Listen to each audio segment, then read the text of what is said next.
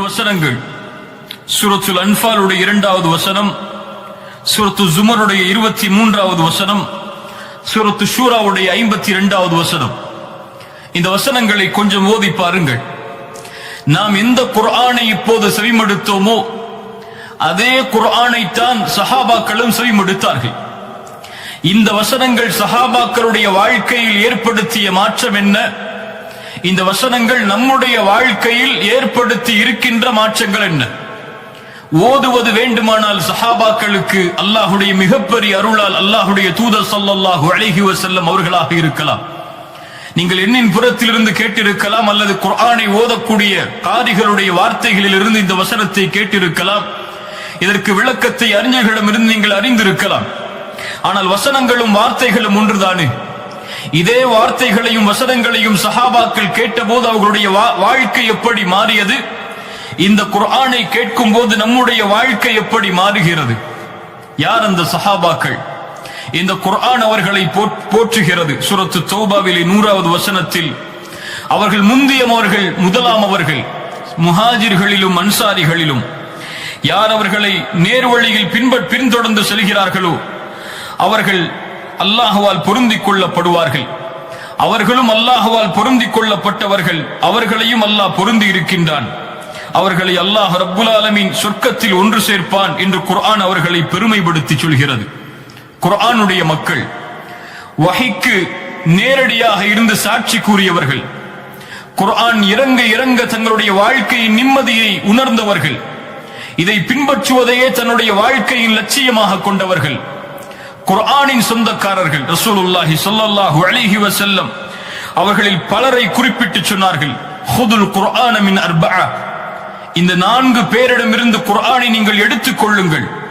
அப்துல்லாஹ் இப்னு மஸ்ஊத் ரலியல்லாஹு அன்ஹு, சாலிம் மௌலா அபி ஹுதைஃபா, முஆத் இப்னு ஜபல், உபய் இப்னு கஅப் ரலியல்லாஹு அன்ஹும், இன்னும் ஏராளமான சஹாபாக்களை ரசூலுல்லாஹி ஸல்லல்லாஹு அலைஹி வஸல்லம் குர்ஆனோடு இணைத்து சொன்னார்கள். அப்துல்லாஹ் இப்னு மஸ்ஊதை பற்றி ரசூலுல்லாஹி ஸல்லல்லாஹு அலைஹி வஸல்லம் சொன்னார்கள், குர்ஆன் இறங்கியதை போன்றே அப்படியே தெளிவாக, நேரடியாக, அப்படியே புதுமையாக நீங்கள் கேட்க வேண்டும் என்றால் இப்னு மஸ்ஊதிடம் இருந்து குர்ஆனை எடுத்துக் கொள்ளுங்கள் என்று ரசூலுல்லாஹி ஸல்லல்லாஹு அலைஹி வஸல்லம் அவர்கள் சொன்னார்கள். அல்லாஹ்வுடைய தூதர் ஸல்லல்லாஹு அலைஹி வஸல்லம் குர்ஆன் வஹீயின் மூலமாக கொடுக்கப்பட்ட அந்த ரசூல், இந்த சஹாபாக்கள் குர்ஆனை ஓதி தான் கேட்க வேண்டும் என்பதில் இன்பம் காண்பவர்கள். இப்னு மஸ்ஊதை அழைத்து அல்லாஹ்வுடைய தூதர் ஸல்லல்லாஹு அலைஹி வஸல்லம் சொன்னார்கள், அப்துல்லாஹ் இப்னு மஸ்ஊத் அவர்களே, நீங்கள் எனக்கு குர்ஆனை ஓதி காட்டுங்கள், நீங்கள் ஓத நான் கேட்க வேண்டும் என்று ஆசைப்படுகிறேன் என்று இப்னு மஸ்ஊதை பார்த்து அல்லாஹ்வுடைய தூதர் சொன்னபோது, யா ரசூலல்லாஹ், உங்களுக்கு தானே குர்ஆன் இறக்கப்பட்டது, நான் அதை உங்களுக்கு ஓதி காட்டவா?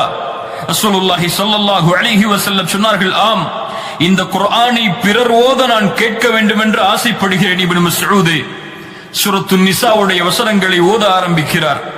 فكيف إذا جئنا من كل أمة بشهيد وجئنا بك على هؤلاء شهيدا.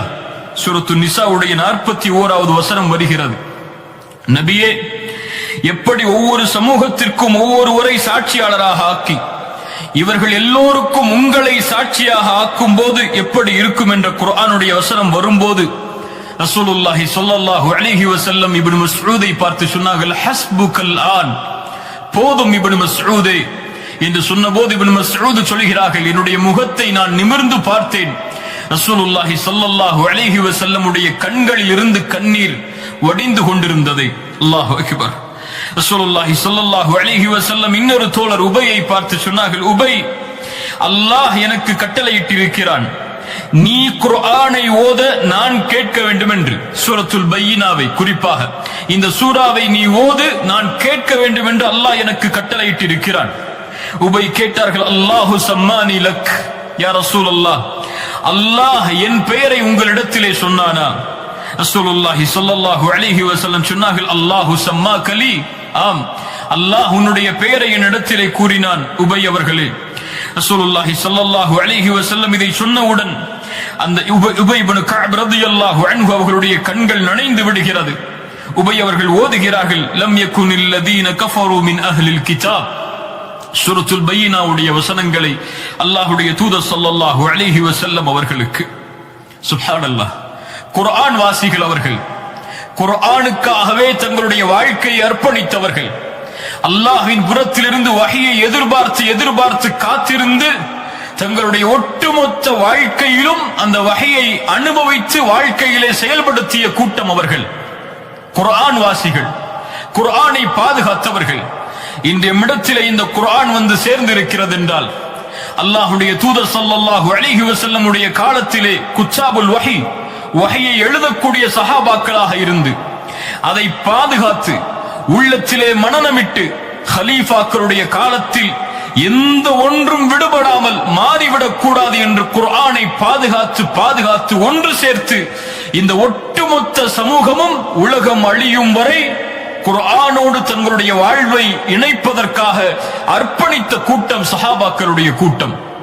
மேலே குறிப்பிடப்பட்ட அந்த 3 வசனங்கள் அல்லாஹ் ரப்புல் ஆலமீன் சொல்கிறான், இன்னமல் முஃமினூன அல்லதீன இதா ذுகிரல்லாஹு வஜிலத் குலூபுஹும். முஃமின்கள் யார்? அவர்களுக்கு முன்னால் அல்லாஹ்வுடைய பெயர் நினைவு காட்டப்பட்டால் வஜிலத் குலூபுஹும், அவர்களுடைய உள்ளங்கள் அல்லாஹ்வுடைய அச்சத்தால் அஞ்சி நடுங்கும்.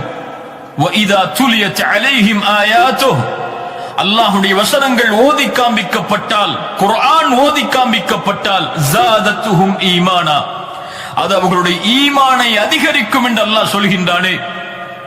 இந்த வசனத்தை என்றைக்காவது நம்முடைய வாழ்வோடு இணைத்து பார்த்திருக்கிறோமா?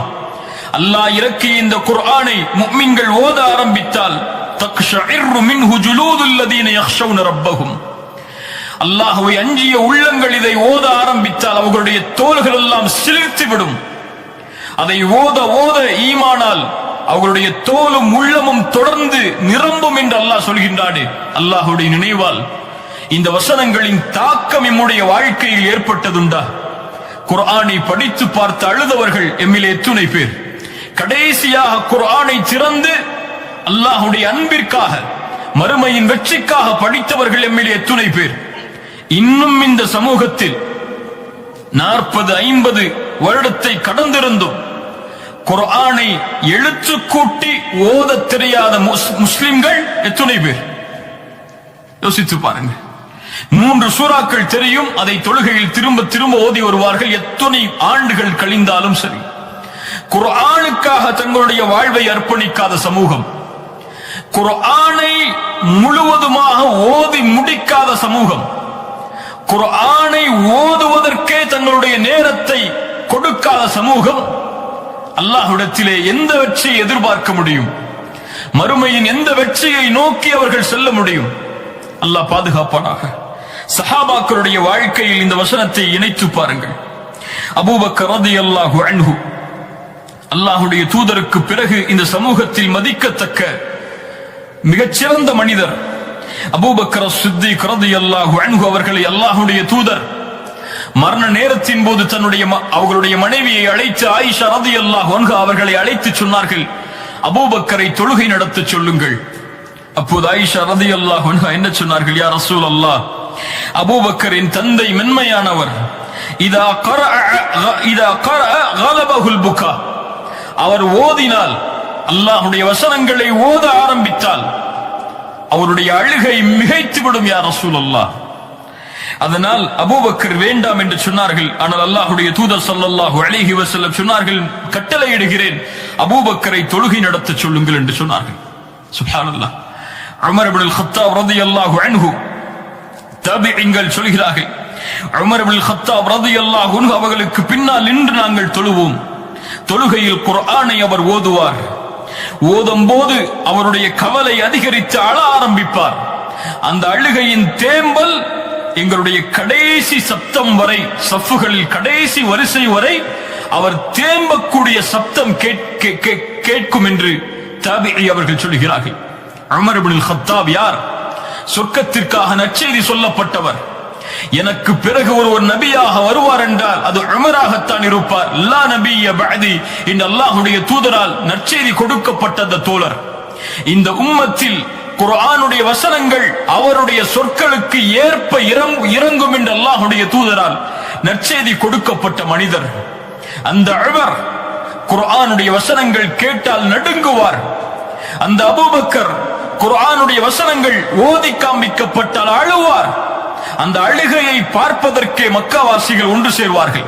அபூபக்கர் ரலியல்லாஹு அன்ஹு அவர்கள் அழக்கூடிய அந்த காட்சியை உமர் அவர்களுக்கு முன்னால் குர்ஆனுடைய வசனங்கள் ஓதி காண்பிக்கப்பட்டால் நின்று விடுவார். அப்படியே வக்காஃபுன், அப்படியே நின்று விடுவார். குர்ஆன் எதை சொல்கிறதோ அதை செவிமடுப்பதற்காக. உமர் அவர்களுக்கு முன்னால் சூரத்து தூருடைய வசனங்கள் ஓதி காண்பிக்கப்படுகிறது. இன்ன அஸாப ரப்பிக லவாகி', அல்லாஹ்வுடைய வேதனை நிறைவேறியே தீரும்.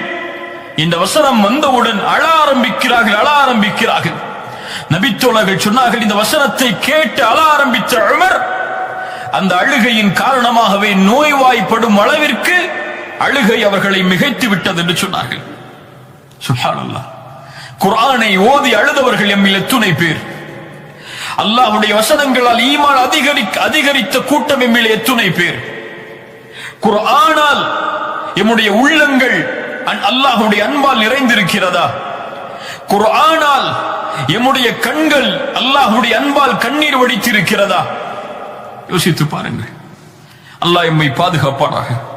அல்லாஹ் சொல்லுகிறான் சூரத்து ஷூரா 52வது வசனம், அல்லாஹ்வின் கட்டளையில் இருந்து அல்லாஹ் இறக்கி இருக்கின்ற ரூஹ் இது. குர்ஆனை அல்லாஹ் ரூஹ் என்று அழைக்கிறான். ரூஹ் குர்ஆன். எதற்கு ரூஹ்? உள்ளத்திற்கு ரூஹ். உள்ளம் உயிர் பெற வேண்டும் என்றால் குர்ஆன் வேண்டும். எந்த உள்ளத்திலே குர்ஆன் இல்லையோ அந்த உள்ளம் செத்து விட்டது, அந்த உள்ளம் மடிந்து விட்டது. அந்த உடலுக்கு உயிர் இருந்தாலும் அந்த உள்ளத்திற்கு உயிர் இல்லை, குர்ஆன் இல்லை என்றால். அல்லாஹ் உங்களை வழிகேட்டில் பார்த்தான். நபியை இந்த குர்ஆனை கொண்டு அல்லாஹ் உங்களை நேர்வழிப்படுத்தி இருக்கிறான் என்று இந்த வசனம் சொல்லுகிறது. எத்துணை சஹாபாக்களுடைய வாழ்க்கையை புரட்டி போட்டது இந்த குர்ஆன். எம்மில் எத்துணை மாற்றங்களை ஏற்படுத்தி இருக்கிறது. உமர் இப்னுல் கத்தாப் ரலியல்லாஹு அன்ஹு, நாம் எல்லாம் அறிந்த ஒரு நபி தோழர், எப்படி இஸ்லாமை ஏற்றார்கள் என்று நமக்கு தெரியும். சூரத்து தாஹாவுடைய வசனங்களை அவர்களுடைய சகோதரியுடைய வீட்டில் செவிமடுத்த உமர் ஒரு வசனத்தை, இன்னனி அனல்லாஹ் லா இலாஹ இல்லா அன ஃபஅபுதுனி, இந்த வசனம் வரும்போது ஷஹாதத்தை மொழிந்தார்கள் என்ற வரலாறுகளை நாம் படித்திருக்கிறோம். ஆனால் உமர் அவர்கள் குர்ஆனை கேட்ட நிலைமை இது மட்டுமல்ல. உமர் அவர்கள் சொல்கிறார்கள், ரசூலுல்லாஹி ஸல்லல்லாஹு அலைஹி வஸல்லம் அவர்களை ஈமான் கொண்டு ஏற்பதற்கு முன்னால் அல்லாஹ்வுடைய தூதரை கொலை செய்ய வேண்டும் என்ற எண்ணம் கொண்டிருந்த போது அவர்களை பற்றி அவர்களே சொல்கிறார்கள், நான் மது குடிக்கக்கூடிய பழக்கம் உள்ளவன், ஒவ்வொரு இரவும் மது குடிப்பேன், போதையில் இருப்பேன், யாராவது எனக்கு துணையாக இல்லை என்றால் அந்த இரவு மட்டும் வேறு ஏதாவது காரியங்களில் ஈடுபடுவேன். அப்படி ஒரு நாள் யாரும் எனக்கு மது குடிப்பதற்கு துணை இல்லாத போது கஅபாவை நோக்கி செல்ல வேண்டும் என்று ஆசைப்பட்டு சென்றேன். அப்போது முஹம்மது நபி ஸல்லல்லாஹு அலைஹி வஸல்லம் குர்ஆனை ஓதிக் கொண்டிருந்தார்கள். அவர் என்ன ஓதுகிறார் என்று கேட்பதற்காக கஅபாவின் திரைக்கு பின்னால் சென்று ஒளிந்து அல்லாஹ்வுடைய தூதருடைய முகத்திற்கு நேர இருக்கும்படி என்னுடைய முகத்தை ஆக்கிக் கொண்டேன். சூரத்துல் ஹாக்காவுடைய வசனங்களை அவர்கள் ஓதிக் கொண்டிருந்தார்கள். அதை கேட்க கேட்க என்னுடைய உள்ளம் மாறிக்கொண்டே இருந்தது. ஒரு கட்டத்தில் உணர்ந்து சொன்னேன், இவர் கவிஞராக இருப்பார் என்று. அப்போது அல்லாஹ்வுடைய தூதர் ஓதினார்கள், இன்னஹு லகௌலு ரசூலின் கரீம் வமா ஹுவ பிகௌலி ஷாஇர். இவர் ஓதக்கூடிய அல்லாஹ்வுடைய கண்ணியமிக்க வசனங்களை ஓதக்கூடிய கண்ணியமிக்க ரசூல் அவர்கள், இவர் கவிஞர் அல்ல, குறைவானவர்கள் தான் நம்பிக்கை கொள்கிறீர்கள் என்று அந்த நேரத்தில் அல்லாஹ்வுடைய தூதர் ஓதினார்கள். நான் கூறினேன், இவர் கவிஞர் அல்ல, இவர் சூனியக்காரர் என்று.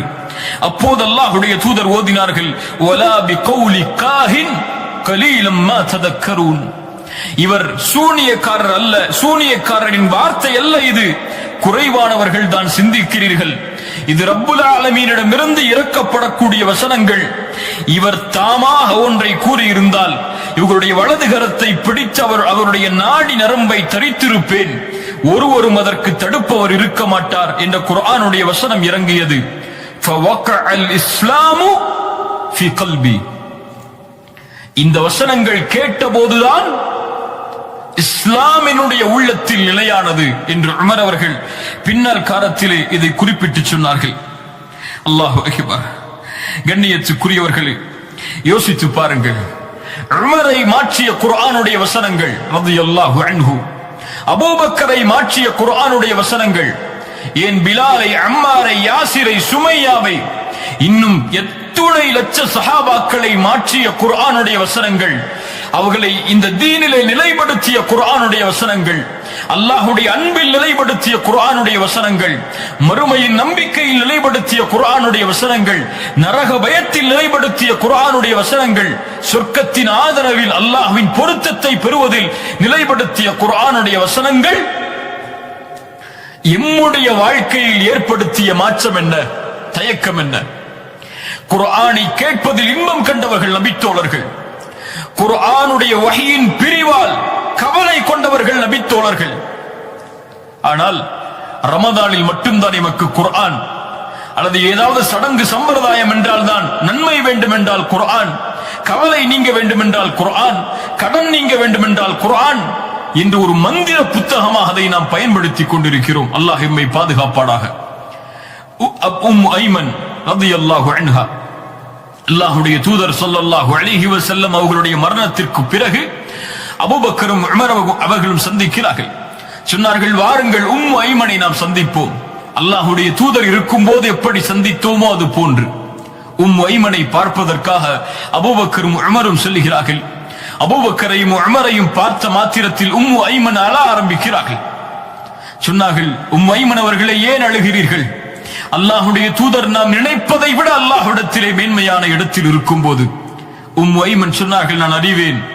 ஆம், அல்லாஹ்வுடைய தூதர் ஸல்லல்லாஹு அலைஹி வஸல்லம் நாம் நினைப்பதை விட மேன்மையான இடத்தில் தான் அல்லாஹ்விடத்திலே இருக்கிறார்கள். ஆனால் நான் அழுவதன் காரணம் அல்லாஹ்வின் புறத்திலிருந்து இறங்குகின்ற வஹீ நின்று விட்டதே என்பதற்காகத்தான். அல்லாஹு அக்பர். குர்ஆனுடைய பிரிவு அவர்களுடைய வாழ்க்கையில் கவலையை ஏற்படுத்துகிறது. குர்ஆனுடைய பிரிவு அவர்களுடைய கண்களில் இருந்து கண்ணீரை வர வைக்கிறது. ஆனால் ஒரு நாளைக்கு எத்துணை முறை நாம் குர்ஆனை ஓதுகிறோம்?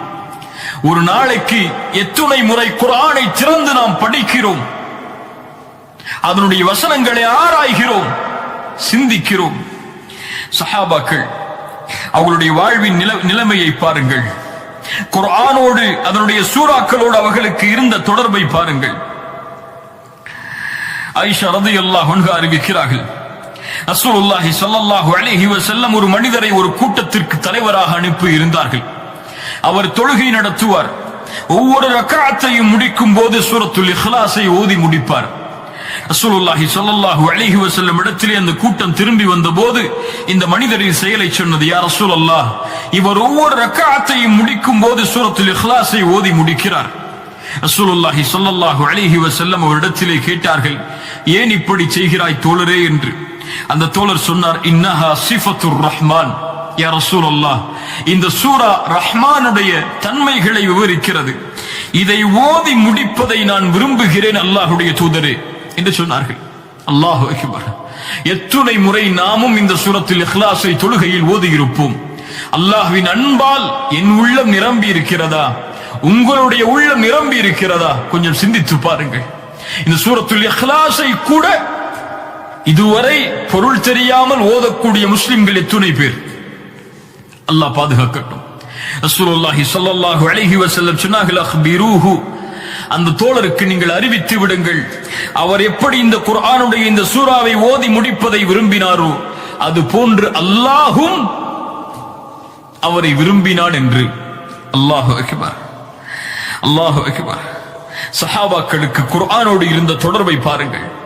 இப்னு மஸ்ஊத் ரலியல்லாஹு அன்ஹு அவர்கள் சொல்கிறார்கள், நாங்கள் ரசூலுல்லாஹி ஸல்லல்லாஹு அலைஹி வஸல்லமுடைய குர்ஆனுடைய வசனங்களை ஓதுவோம், 10 ஆயத்தை ஓதுவோம், அதை தாண்ட மாட்டோம், அதை அறிந்து எங்களுடைய வாழ்க்கையில் செயல்படுத்தாத வரை.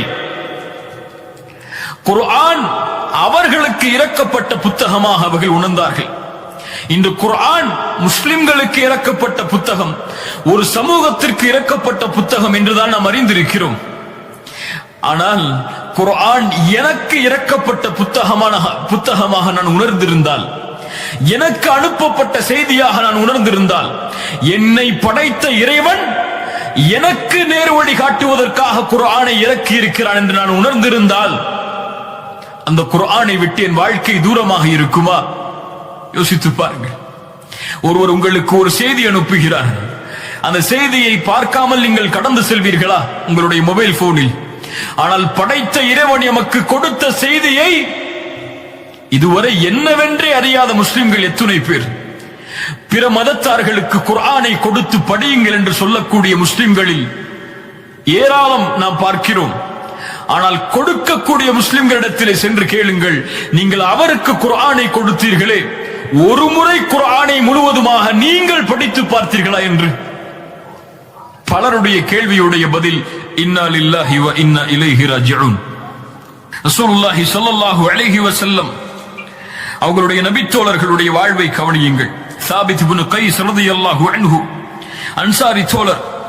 குர்ஆனுடைய வசனம் இறங்குகிறது, ஈமான் கொண்டவர்களே, லா தர்ஃபஉ அஸ்வாதகும் ஃபௌக ஸௌத்தின் நபி, அல்லாஹ்வுடைய தூதருடைய சப்தத்திற்கு முன்னால் உங்களுடைய சப்தங்களை உயர்த்தி விடாதீர்கள், உங்களுடைய அமல்களை அல்லாஹ் அழித்து விடுவான் என்ற பொருள்பட சூரத்துல் ஹுஜராத்துடைய 2வது வசனம் இறங்குகிறது.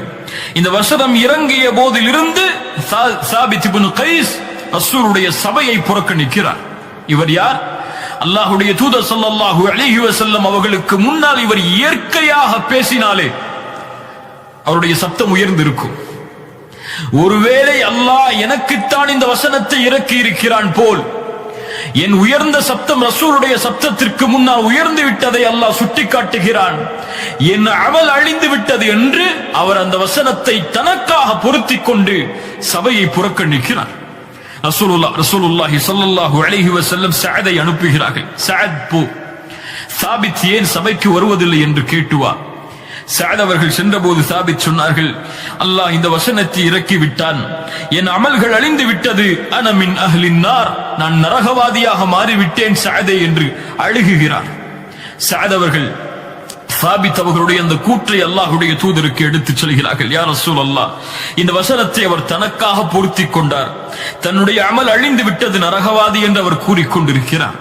சாபித் இப்னு கைஸ் அவர்களுக்கு அல்லாஹ்வுடைய தூதர் சஅதின் மூலமாக செய்தி சொன்னார்கள், சஅதே சென்று சொல், பல் ஹுவ மின் அஹ்லில் ஜன்னஹ், சாபித் நரகவாதி என்று சொல்கிறாரே, அவரிடத்திலே சென்று சொல்லுங்கள், ஒருபோதும் இல்லை, அவர் சொர்க்கத்தை சார்ந்தவர் என்று ரசூலுல்லாஹி ஸல்லல்லாஹு அலைஹி வஸல்லம் அவர்கள் சொன்னார்கள். சஅத் அவர்களுக்கு, சாபித் அவர்களுக்கு எடுத்து வைக்குமாறு.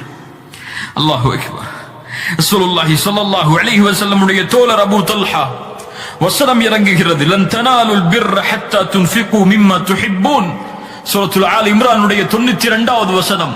உங்களில் யாரும் நன்மை அடைந்து விட முடியாது அவர் விரும்பியதை அல்லாஹ்வுடைய பாதையில் கொடுக்காதவரை. அபூ தல்ஹா ஓடி வந்தார், யா ரசூலல்லாஹ், பைருஹா தோட்டம் மதீனாவில் அதிக விளைச்சலை தரக்கூடிய இந்த தோட்டம் எனக்கு விருப்பமானது, நன்மை அடைய முடியாது விரும்பியதை சதக்கா செய்யாத வரை என்று அல்லாஹ் சொல்கிறாரே, இந்த பைருஹா தோட்டத்தை அல்லாஹ்வுடைய பாதைக்காக சதக்கா செய்கிறேன். ரசூலுல்லாஹி ஸல்லல்லாஹு அலைஹி வஸல்லம் சொன்னார்கள், ஆஹா, எவ்வளவு அருமையான செல்வத்தின் பங்களிப்பு இது, செல்வத்தின் பங்களிப்பு இது. அபூ தல்ஹா, இந்த பங்களிப்பை உன்னுடைய குடும்பத்தார்களுக்கே நீ பங்கு வைத்து விடு என்று ரசூலுல்லாஹி ஸல்லல்லாஹு அலைஹி வஸல்லம் கூற, அபூ தல்ஹா அப்படியே அதை செய்து முடிக்கிறார். இப்படி ஏராளமான நிகழ்வுகளை சஹாபாக்களுக்கும் குர்ஆனுக்கும் இணைத்து சொல்லலாம். குர்ஆன், சஹாபாக்கள். குர்ஆனுடைய வாழ்வை பார்க்க வேண்டுமா? சஹாபாக்களை பார்க்கலாம். அவர்கள் யாரை பார்த்தார்கள்? ரசூலுல்லாஹி ஸல்லல்லாஹு அலைஹி வஸல்லம் அவர்களை குர்ஆனாக. ஆயிஷா ரலியல்லாஹு அன்ஹா அவர்களிடத்திலே அல்லாஹ்வுடைய தூதருடைய வாழ்க்கையை குறித்து கேட்டபோது சொன்னார்கள், அவர்களுடைய வாழ்க்கை குர்ஆன், அவ்வளவுதான். எளிதாக முடித்தார்கள். ரசூலுடைய வாழ்க்கை எப்படியா? குர்ஆன் தான் அவர்களுடைய வாழ்க்கை. சஹாபாக்களுடைய வாழ்க்கை எப்படி? அதுவும் குர்ஆன் தான். குர்ஆன் தான் அவர்களுடைய வாழ்க்கையை ஆக்கிரமித்தது, அவர்களுடைய மாற்றத்திற்கு காரணமானது, வாழ்வை திருப்பியது, அபூபக்கரை சொர்க்கவாதியாக மாற்றியதும், உமரை சொர்க்கவாதியாக மாற்றியதும், ஒட்டுமொத்த சஹாபாக்களுக்கும் ரலியல்லாஹு அன்ஹும் வரது அன்ஹு, அவர்களை அல்லாஹ் பொருந்திக் கொண்டான், அவர்களும் அல்லாஹ்வை பொருந்திக் கொண்டார்கள். இந்நற்செய்தியை பெற்றுத் தந்தது குர்ஆன். நமக்கு எதை பெற்றுத் தந்தது? நமக்கு எதை நினைவுபடுத்தியது? நம்முடைய வாழ்க்கையின் எந்த அங்கத்தை அல்லாஹ்வை நோக்கி மாற்றியது? யோசித்து பாருங்கள். எந்த அளவு குர்ஆனோடு நாம் தொடர்பில் இருக்கிறோம். அல்லாஹ்வுடைய தூதர் அடிக்கடி கேட்கக்கூடிய துஆ, கவலைகள் நீங்குவதற்கு அல்லாஹ்வுடைய தூதர் ஓதுமாறு கட்டளையிடுவார்கள். துஆவில் ஒரு பகுதி, அல்லாஹும்ம அன் தஜ்அலல் குர்ஆன ரபீஅ கல்பி, என் உள்ளத்தின் பசுமையாக ஆக்கு குர்ஆனை யா அல்லாஹ், என் உள்ளத்தின் வெளிச்சமாக ஆக்கு யா அல்லாஹ், என் கவலைகளை நீக்கக்கூடிய, பிரச்சனைகளை முடிக்கக்கூடிய மருந்தாக ஆக்கு யா அல்லாஹ், கவலைகளை நீக்கக்கூடியதாக மாற்று, வெளிச்சமுடையதாக மாற்று, என் உள்ளத்தின் பசுமையாக மாற்று. குர்ஆனை கேட்க கேட்க என் ஈமான் அதிகரிக்க உதவி செய். அல்லாஹு அக்பர். சஹாபாக்கள் தங்களுடைய வாழ்க்கையிலே இதை செயல்படுத்தியவர்கள். தங்களுடைய வாழ்வின் கவலைகள் நீங்குவதற்காக குர்ஆனை பயன்படுத்தியவர்கள். ரசூலுல்லாஹி ஸல்லல்லாஹு அலைஹி வஸல்லம் அவர்களுடைய மரணத்திற்கு பின்னால் சஅத் இப்னு அபி வக்காஸ், உமர் அவர்களுடைய ஆட்சி காலம், வருகிறார்கள். வந்து மதீனாவிற்குள் நுழைந்து பள்ளிவாசலுக்கு செல்கிறார்கள். உஸ்மான் இப்னு அஃபான் ரலியல்லாஹு அன்ஹு அவர்கள் அமர்ந்திருக்கிறார்கள். உஸ்மானை பார்த்தவுடன் அஸ்ஸலாமு அலைக்கும் யா உஸ்மான் என்று சொல்கிறார்கள். உஸ்மான் அவர்கள் ஏதோ ஒரு சிந்தனையில் இருப்பவர்கள், அந்த சலாமிற்கு பதில் கூறவில்லை. பதில் கூறாமல் அமைதியாக இருக்கிறார்கள். இரண்டாவது முறை சொன்னார்கள், பதில் கூறவில்லை. சஅத் இப்னு அபி வக்காஸ் அவர்களுக்கு கவலை மேலோங்குகிறது. உமரிடத்திலே சொல்கிறார்கள், ரலியல்லாஹு அன்ஹு, யா அமீரல் முஃமினீன், உஸ்மானை சந்தித்தேன், சலாம் சொன்னேன், பதில் சொல்லவில்லை. இரண்டாவது முறை சலாம் சொன்னேன், பதில் சொல்லவில்லை. ஏதாவது இஸ்லாம் மாறிவிட்டதா? ஏதாவது தடை ஏற்பட்டு விட்டதா? உமர் சொன்னார்கள், அப்படி ஒன்றும் இல்லையே. ஏன் அப்படி உஸ்மான் மறுத்தார்? வாருங்கள் கேட்போம் என்று உஸ்மானை சந்திக்கிறார்கள். உஸ்மான், சஅத் சலாம் சொன்னார், ஏன் நீங்கள் சஅதிற்கு பதில் சொல்லவில்லை?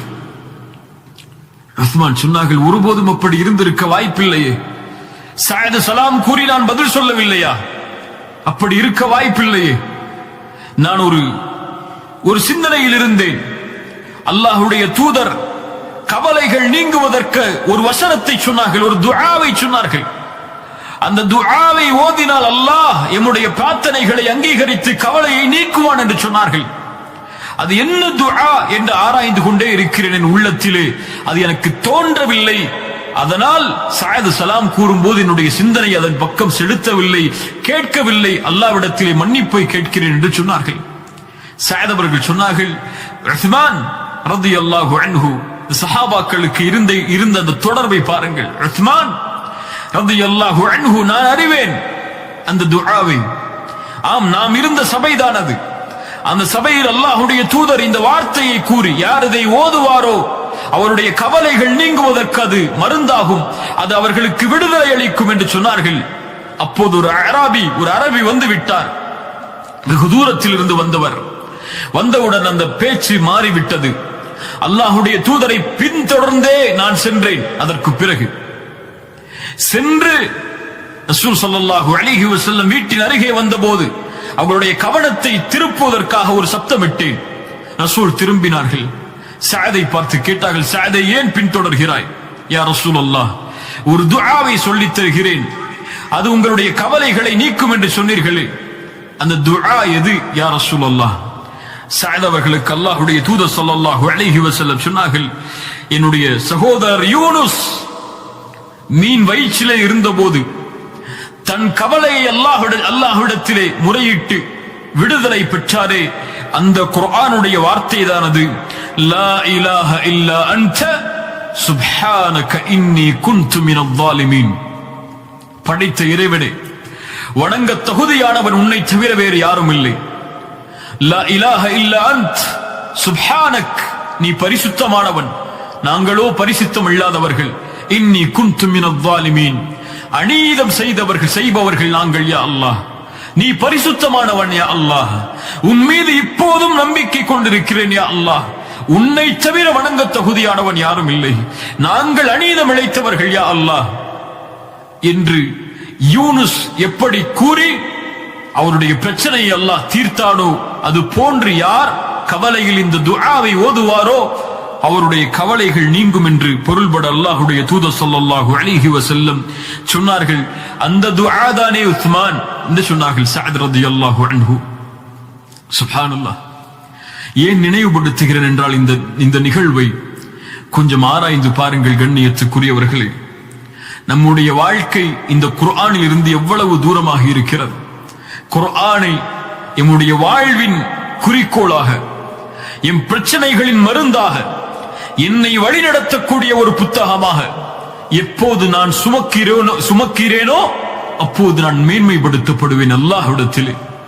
எப்போது குர்ஆனை விட்டு நான் தூரமாகி என்னுடைய வாழ்வு அமையுமோ அப்போது அல்லாஹுவால் சிறுமைப்படுத்தப்படுவேன். ஒரு மனிதனுடைய வாழ்வு உயிரோடு இருக்கக்கூடிய வாழ்வா அல்லது உயிரற்ற சடலத்தின் வாழ்வா என்பதை குர்ஆன் தீர்மானிக்கும்.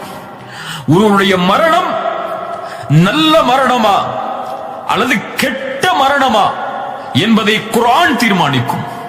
ஒருவருடைய கபரின் வாழ்க்கை வெற்றியா தோல்வியா என்பதை குர்ஆன் தீர்மானிக்கும். மன் ரப்புக்க என்று கேட்கும் போது குர்ஆனை படிக்காதவன், குர்ஆனை அறியாதவர் எப்படி ரப்பை அறிந்திருக்க முடியும்? ரப்பி அல்லாஹ் என்று எப்படி சொல்லுவார்? குர்ஆன் அல்லாஹ்வுடைய தூதரை அறியாதவர் குர்ஆனில் இருந்து எப்படி என் தூதர் ரசூல் என்று சொல்லுவார்? மார்க்கத்தை குர்ஆனில் இருந்து படிக்காதவர் எப்படி என்னுடைய தீன் இஸ்லாம் என்று சொல்லுவார்? நாளை மஹ்ஷரில் வெளிச்சம் தரும் குர்ஆன் தீர்மானிக்கும். அல்லாஹ்வுடைய விசாரணை எளிதாகும் குர்ஆன் தீர்மானிக்கும். சொர்க்கமா நரகமா என்ற எல்லாவற்றையும் தீர்மானித்து அல்லாஹ்வுடைய உதவியை தரக்கூடிய ஒரே ஒரு வழி குர்ஆன். குர்ஆன் மக்லூக் அல்ல, குர்ஆன் படைக்கப்பட்ட பொருள் அல்ல. குர்ஆன் கலாமுல்லாஹ், அல்லாஹ்வுடைய பேச்சு குர்ஆன். ஒரு மனிதன் குர்ஆனை விட்டு தூரமாகிறான் என்றால் படைத்த இறைவனுடைய பேச்சை நிறுத்துகிறான் என்று அர்த்தம். வேண்டாம் எனக்கு, என்னிடத்திலே இறைவா பேசாதே என்று தடுக்கிறான் என்று அர்த்தம். முஃமின்களே, முஸ்லிம்களை, குர்ஆனை திறந்து ரப்பை உங்களோடு பேச அனுமதி அளியுங்கள். அந்த கல்விலே அந்த குர்ஆனுடைய வசனம் பேச பேச ஒளியால் அந்த கல்பு நிரம்பும். அந்த கல்பு மாற்றத்திற்கு தயாராகும், நன்மைக்கு தயாராகும், அல்லாஹ்வின் நினைவுக்கு தயாராகும், சொர்க்கத்திற்கு தயாராகும், நரக விடுதலைக்கு தயாராகும். யார் அதை விட்டு தூரமாகி வாழ்கிறார்களோ வமன் நஅரத அன் ذிக்ரி ஃபஇன்ன லஹு மஈஷத்தன் தன்கா, யார் நினைவிலிருந்து தூரமாகி வாழ்வாரோ அவர் நெருக்கடியான வாழ்வில் தான் இந்த பூமியில் வாழ்வார். குர்ஆனை விட்டு தூரமான வாழ்க்கை நஷ்டத்திற்குரிய வாழ்க்கை. குர்ஆனோடு இணைந்த வாழ்க்கை தான் வெற்றிக்குரிய வாழ்க்கை. குர்ஆனை படித்து படித்து இன்பம் கண்ட உள்ளம்தான் சொர்க்கத்தில் இன்பம் காணும். குர்ஆனை விட்டு தூரமாகி ஷைத்தானுடைய வழிகளில் இன்பத்தை கண்ட உள்ளம் நரகத்தில் தான் தங்களுடைய இன்பத்தை அமைத்துக் கொள்ளும். அல்லாஹ் பாதுகாப்பானாக. குர்ஆன் மேன்மை, குர்ஆன் உயர்வு. குர்ஆனோடு நம்முடைய வாழ்வு இருக்கும் வரை வாழ்வு நிச்சயம் வெற்றிக்கான வழியில் தான் சென்று கொண்டிருக்கும். அல்லாஹ்வுடைய அன்பில் தான் இணைந்திருக்கும். அல்லாஹ்வோடு ஒரு மனிதன் தன் இணைப்பை ஆக்கிக் கொள்வதற்கு அவனுடைய வார்த்தைகளை புறக்கணித்தால் எப்படி நடக்கும்? குர்ஆனை வாழ்வோடு இணையுங்கள். காலை மாலை இரவு என எல்லா நேரமும் அல்லாஹ்வுடைய வசனங்களை முஃமின்கள் ஓதிக்கொண்டே இருப்பார்கள் என்று குர்ஆன் சொல்லுகிறது. அப்படிப்பட்ட முஃமின்களாக மாறுங்கள். முனாஃபிக்குகளை போன்று குர்ஆனை ஏதோ ஒரு காரியத்திற்காக மட்டும் பயன்படுத்தக்கூடியவர்களாக மாறிவிடாதீர்கள். குர்ஆன் வாழ்க்கைக்கானது. குர்ஆன் என் வாழ்க்கைக்கானது, உங்களுடைய வாழ்க்கைக்கானது. குர்ஆன் எனக்கு வழிகாட்டுவதற்காக இறக்கப்பட்டது, உங்களுக்கு வழிகாட்டுவதற்காக இறக்கப்பட்டது. ذلك هدى الله يهدي به من يشاء. இது அல்லாஹ்வுடைய நேர்வழி. அல்லாஹ் நாடியவர்களுக்கு அல்லாஹ் இதை கொண்டு வழிகாட்டுவான். ஒரு மனிதர் தடுத்துக் கொண்டால் அல்லாஹ் அவர்களை வழி தவற வைப்பான். அல்லாஹ் வழி தவற வைத்தவர்களை யாரும் உலகத்திலே நேர்வழி காட்டிவிட முடியாது. குர்ஆன் ரூஹ், அந்த ரூஹை உள்ளத்திலே இணைத்து உள்ளத்திற்கு உயிர் கொடுங்கள். எம்முடைய வாழ்வும் உயிராகும், இறந்ததற்கு பிறகும் எம்முடைய கல்பும் உயிரோடு இருந்து எம்முடைய மறுமையுடைய வெற்றிக்கு வழியை ஏற்படுத்தும். அல்லாஹ் ரப்புல் ஆலமீன் குர்ஆனோடு எம்முடைய வாழ்வை நிலைப்படுத்துவானாக. குர்ஆனை எம்முடைய உள்ளத்தின் பசுமையாக அல்லாஹ் ஆக்குவானாக. அல்லாஹ் இந்த குர்ஆனோடு தொடர்புபட்ட நிலையில் வாழ்ந்து மரணிக்கக்கூடிய பாக்கியத்தை அல்லாஹ் ரப்புல் ஆலமீன் எனக்கும் உங்களுக்கும் தருவானாக.